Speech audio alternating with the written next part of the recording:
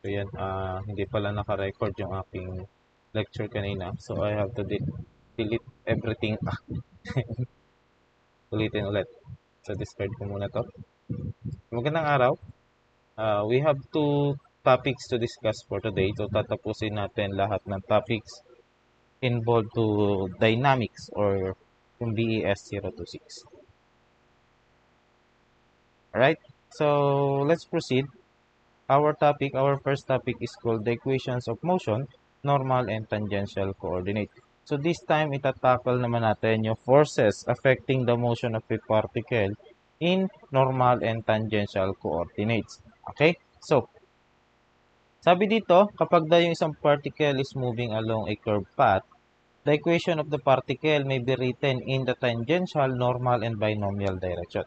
So, as you can see here, we added another axis, which is yung tinatawag nating binomial, denoted by B. Okay? So, there are forces acting on the particle. So, kung last time, ang pino-observe lang natin is the property of motion, this time, we also observe the forces affecting the motion of the particle. Okay? So, kung may nadagdag na axis, ano yung magiging epekto? So, sabi dito, note that there is no motion of the particle in the binomial direction. So, isang consideration natin is there is no motion. Hindi dapat gumagalaw yung particle on three axis. So, gagalaw lang dapat siya on the normal and tangential plane. So, hindi dapat siya gumalaw on the three axis. Kung ganon yung condition, we can use this relationship. The summation of forces pa rin is equivalent to the mass times of the acceleration. Okay? Now, if our forces is present on the three axes, therefore the summation of forces can be written as the summation of forces on the tangential axis plus the summation of forces on the normal plus the summation of forces on the binormal. And that should be equivalent to the mass multiplied by the tangential acceleration plus the normal acceleration. Okay? Take note, wala tayong AB. Okay? AB is equivalent to 0. We assume that there is no motion on the binormal axis. Okay, so as you can see here, may mga U, UT, UN, UB. These are just the units denoting the direction or the axis of each forces. Okay, so wala naman silang masyadong epekto but they are just there to tell us na dito naka-point out yung ating mga forces. Next, we can only use this equation, this relationship, if these three conditions are satisfied.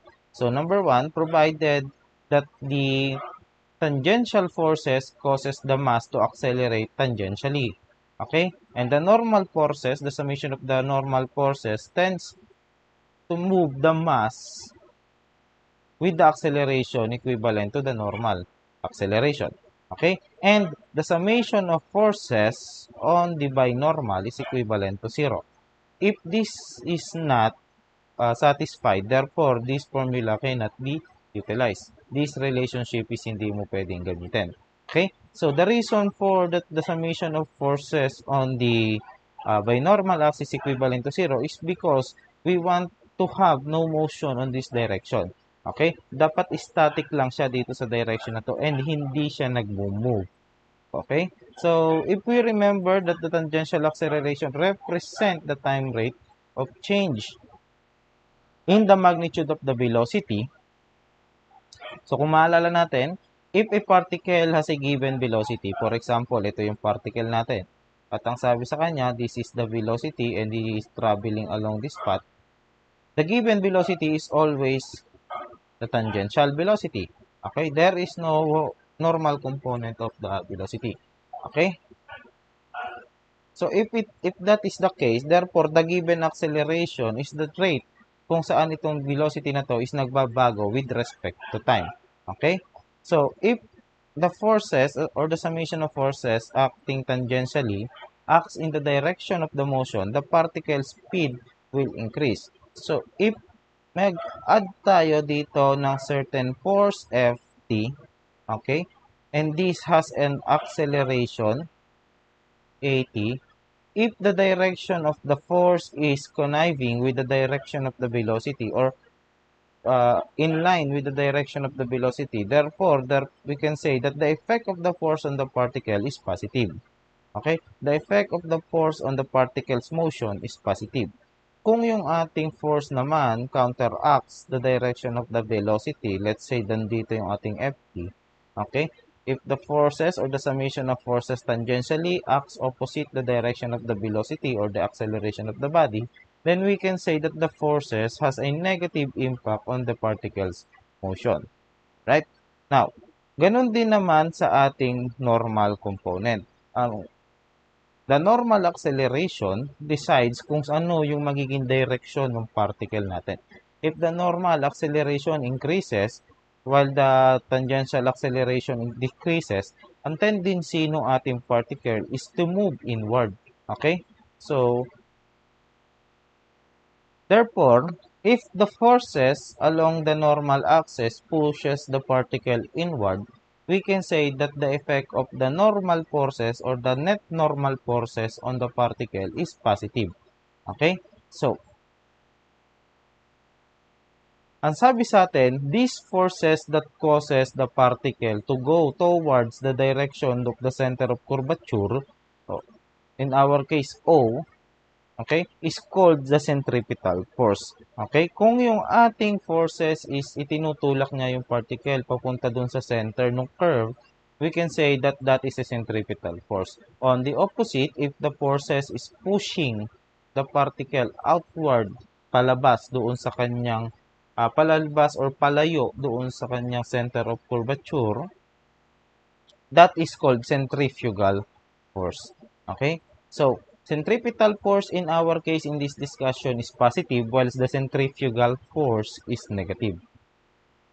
Okay? Let's proceed with sample problem number 1. Sabi dito, determine the banking angle for the racetrack so that the wheels of the racing cars shown will not have to depend upon friction to prevent any car from sliding up or down the track. Assume the cars have negligible mass, a mass m, have a negligible size rather, a mass m, and travel around the center of curvature r with a constant speed v. So, ang sabi sa atin, we have to determine the angle of banking for the racetrack so that the wheels of the racing cars will not have to depend upon the friction to prevent any car from sliding up or down the track. So, ang sinasabi lang sa atin, ano daw dapat yung angle na to para hindi mag-slide outward or slide inward yung ating car without the friction. Okay? So, without the friction. Ina-assume natin na walang friction. Alright? So, nakadepende lang or kina-counteract lang nung angle. Basically, the weight. Okay? The weight counteracts the motion or the sliding upward or inward. Okay? Okay? So for the solution, first we have to consider the forces acting on the two axes, the normal axis and then the binormal axis. Alright? So the motion of the particle is perpendicular to the plane of this paper. So nandito sa point na to towards you. Okay? So, there is an acceleration na humihila sa particle inward, but there are forces na kumukontra sa kanya. So, if we take the summation forces horizontal, so sabi sa atin, the summation forces on the normal, say normal, Fn, should be equal to the mass multiplied by the normal acceleration. So, if this is our axis, therefore, we can say, ano yung mga forces acting on the normal axis?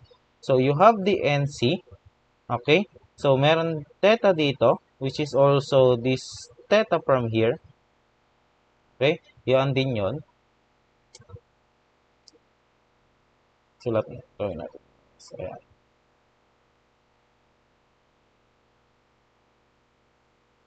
Ayan.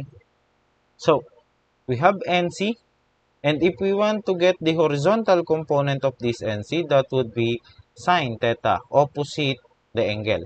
Sine theta is equivalent to m, and our AN, take note that our AN is equivalent to the velocity of the car, v squared, over the radius of curvature. Okay? So, ilalagay natin yun dito. We have B squared over rho. Right? So, that is the equation for the summation forces horizontal. And ang sabi sa atin, the summation forces on the binormal axis should be equal to 0. Therefore, if we want to determine the forces acting on this, we have NC cosine theta minus mg, and that should be equal to 0. Okay? So, these are the two equations correlating the motion of the particle, the mass of the particle, and the velocity of the particle. So,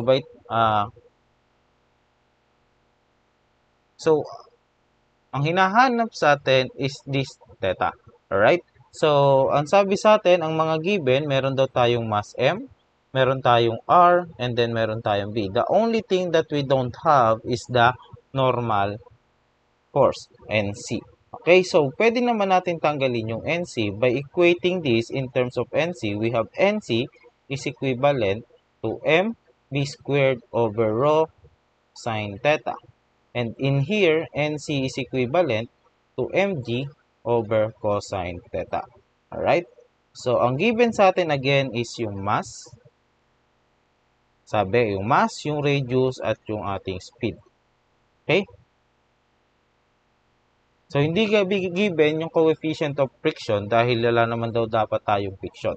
Therefore, if we equate these two, we have mb squared rho sine theta is equivalent to mg cosine theta.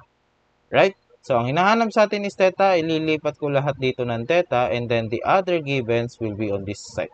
So, cosine theta over sine theta is equivalent to mg rho over mv squared. Okay? So, itong cosine over sine is actually a cotangent. Pero I can write this into tangent by simply reciprocating this. I-raise ko to sa negative 1 para ito maging tangent. So, we have now sine theta over cosine theta. I-reciprocate lang natin over mv squared over m gravity rho. Makakancel ko si m.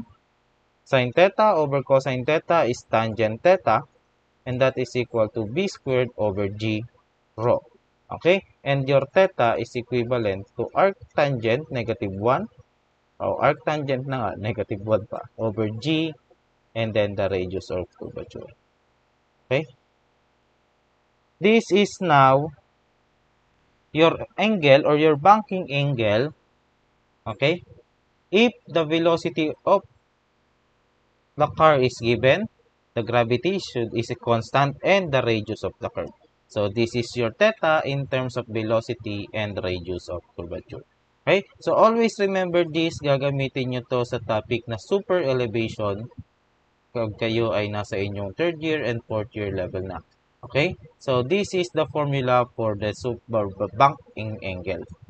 Okay? For sample problem number 2, sabi dito, a 3 kg disc is attached to the end of a cord as shown. So, the other end of the cord is attached to a ball and socket joint located at the center of the platform.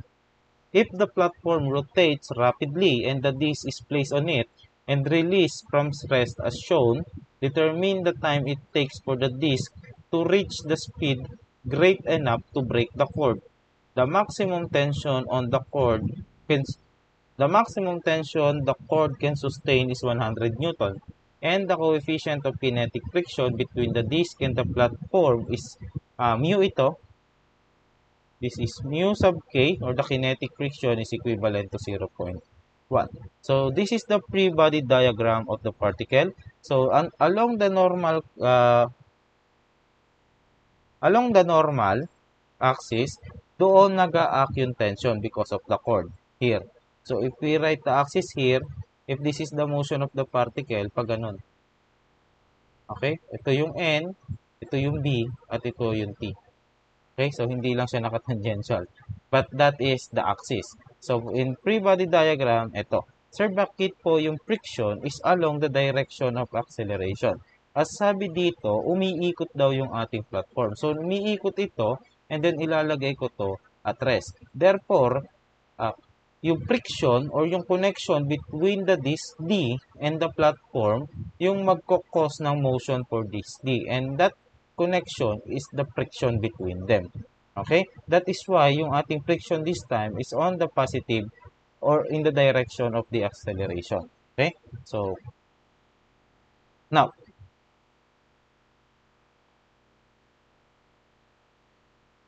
using the three conditions kanina to be satisfied, yun yung gagamitin natin. Okay? So, the three condition is that the summation forces tangential is equivalent to MAT.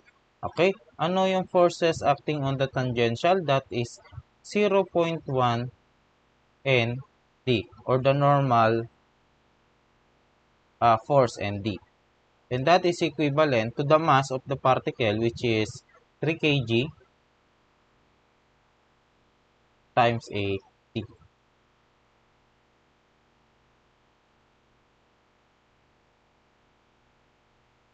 Okay? We have a value for ND. So, wala pa pala. Okay? So, by summation forces on the B naman, that is should be equal to 0. We have now ND minus 29.43 Newton is equivalent to 0. Therefore, we can say at our normal force is equivalent to 29.43 Newton. So, using this equation 1 and this equation 2, we can get now the value of our AT, which is 0.981 meters per second squared. Okay? Check, counter check with the calculator. 2.943 na 0.991 97 times 2943. Ayan, 0.981 meters per second. Okay? And the last condition is that the summation forces on the normal axis is equivalent to the mass multiplied by Nn. By our An is equivalent to V squared over rho. Okay? Alright. So, the summation of forces on the normal is equivalent to T, and that is equal to M V squared over our rho from the figure here is 1 meter. Okay? 1 meter. Therefore, we don't have the value of we have the value of T. So, sabi natin, sabi ng problem, hindi rin dapat ma-exceed yung 100 Newton. So, this is 100 Newton. And we want to get the critical value, BCR. Okay? This is the most critical value of our velocity. Kasi kapag na-exceed natin yung value ng BCR na to, we will exceed the 100 Newton allowable tension. Okay? So, our mass is 3 kg. BCR squared over 1. Therefore, in our case, we get the value of BCR is equivalent to square root ng 100 over 3. 5.77 meters per second. Okay? This is your critical velocity. This is your normal force. And this is our acceleration on tangential plane.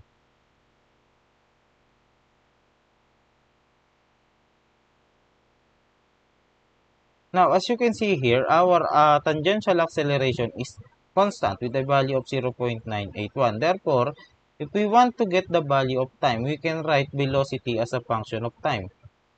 Velocity as a function of time.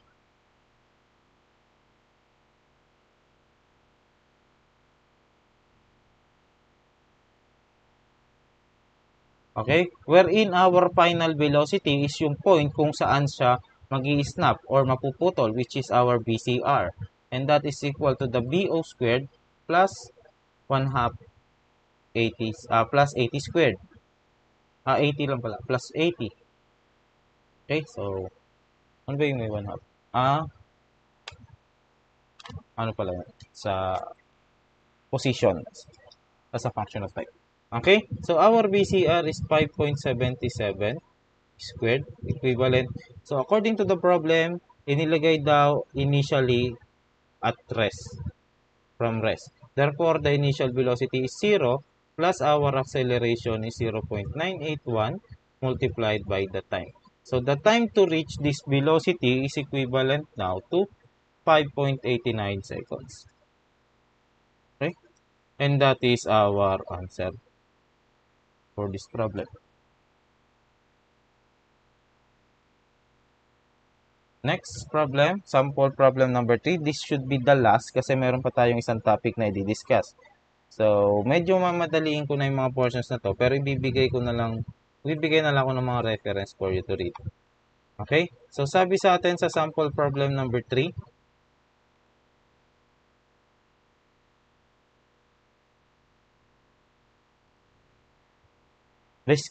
the sign of ski jump shown in the photo requires knowing the type of forces that will be exerted on the skier and her approximate trajectory.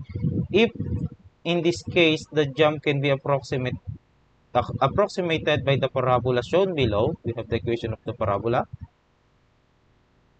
Determine the normal force on the 150-pound skier the instant she arrived at the end of the jump at point A. Okay? So, ang sabi sa atin is, sana? If in this case, the jump can be approximated by the parabola shown below, determine the normal force on the 150-pound skier, ang bigat naman ito, the instant she arrived at the end of the jump point A. So, ito yung end of jump, hinahanap sa atin yung kanyang normal force. Okay? Where her velocity is 65 feet per second. So, the velocity at this point is equivalent to 65 feet per second. So, also, what is her acceleration at this point?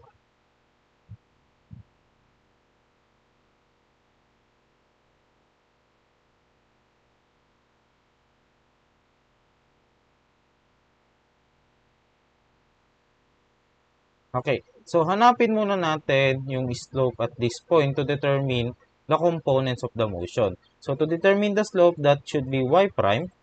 Okay. And y prime now is equivalent to the derivative of y with respect to x, and that would be, in our case, 1 over 200 times 2x. Okay. So, at y is equal to 10, okay, we get the value of x equivalent to, solve the value of x using the y is equal to 10. 200 rather. This is 200. The value of y is 200. Actually, negative 200. 200 alpha equal 1 over 200 alpha x squared minus 200. So,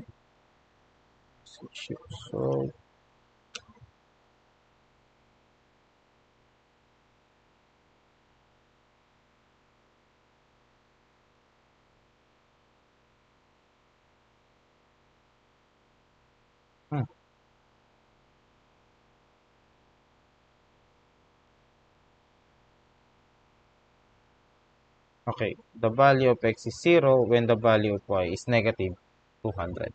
Alright? So, actually, this is already 0. We don't have to actually solve this. Therefore, y prime is now equivalent. If the value of x is 0, therefore, the slope of the curve is 0. So, we can assume that at this point, our tangential is andito. Okay? So, i-drawing natin yung free body diagram. So, say andito yung skier, mahirap mag-drawing ng tao. So, ito na lang. Okay? So, ito yung kanyang AN. AT rather. And then, nandito yung kanyang AN. Okay? So, AN is always along the center of curvature. If this is parabola, we can assume that andito yung mga center of curvature niyan. Okay? So, AB na yun, yung B axis ngayon, the binomial axis, binormal axis ngayon is on this direction. Okay? Perpendicular to the screen. Right? So, andito yung AN, andito yung AT. Ano-ano ngayon yung forces? So, bibinigay ba sa ating, walang ibinigay na, tawag dito, friction. So, therefore, we can actually neglect the friction since walang ibinigay na coefficient. So, we have here the weight. So, dito, nag-a-act sa kanya yung weight niya, which is equivalent to mg, and yung ating normal force. Okay? Ano pa? Wala na. Yun lang yung nag-a-act sa kanya. Alright. So, if we take the three conditions, nakalimutan ko yung term na condition. Okay? So, hindi na natin kailangan i-consider yung along the binormal axis kasi walang epekto. Okay? There is no forces acting on this direction perpendicular to the screen. Okay? So, unahin natin yung summation forces acting on the tangential should be equal to MAT.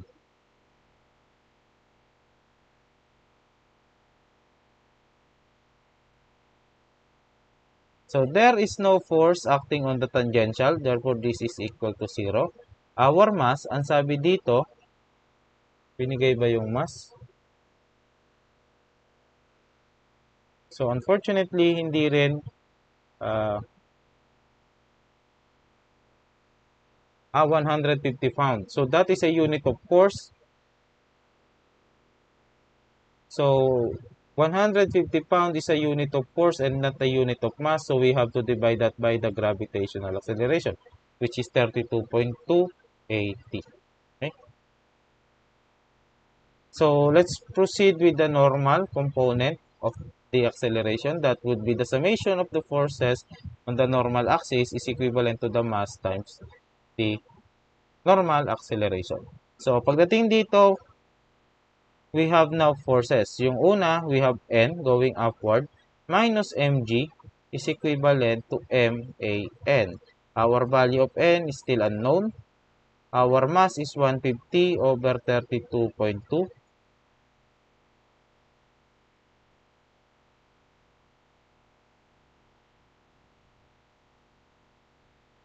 Times 32.2. Wait.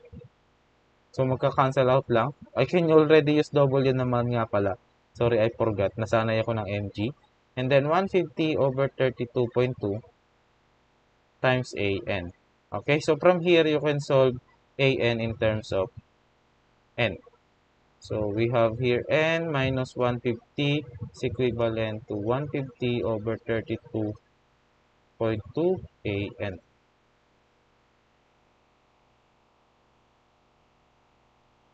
AN. But we all know that AN is equivalent to the velocity of the sphere over the radius of curvature. So, we can rewrite this equation as N minus 150 equivalent to 150 over 32.2. And then the value of AN is B squared over rho. So, kunin natin yung radius of curvature dito. The formula for the radius of curvature is 1 plus y prime squared raised to 3 halves over the absolute value of y double prime y double prime. Okay? So, the value of x is equivalent to 0. So, kunin muna natin. We have now the equation for y prime. So, kunin muna natin yung equation ng y prime. That would be 2x over 200. And our y double prime is equivalent to 2 over 200. Okay? So, at x is equal to 0, therefore, our y prime is equivalent to 0. Therefore, rho is now equivalent to 1 plus 0 raised to 3 halves over 2 over 200. And which will give us 100 feet. This is the radius of curvature. So, 100. Okay?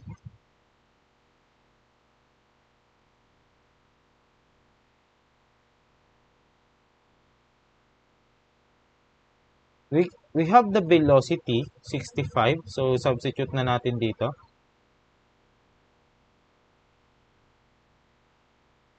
65 squared.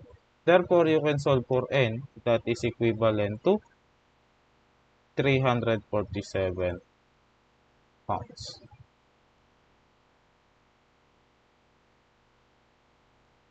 We have to determine the normal force. Ayun na, yung normal force. Okay? So, this is your answer for the normal force.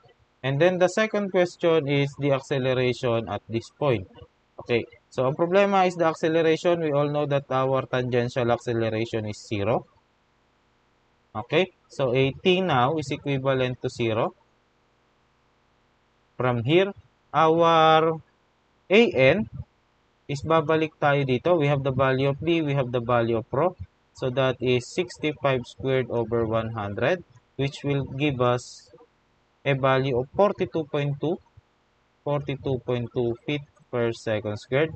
Therefore, our acceleration from using SRSS, square root of the sum of squares, that would be square root of 0 squared plus 42.2 squared, which will yield to an answer of 42.2. 42.2 feet per second squared. This is your acceleration and this is the answer. Okay, so that's it for this topic. We can now proceed with the kinetics of particle, work, and energy. So, ipopost ko na siguro muna dito and then I will continue.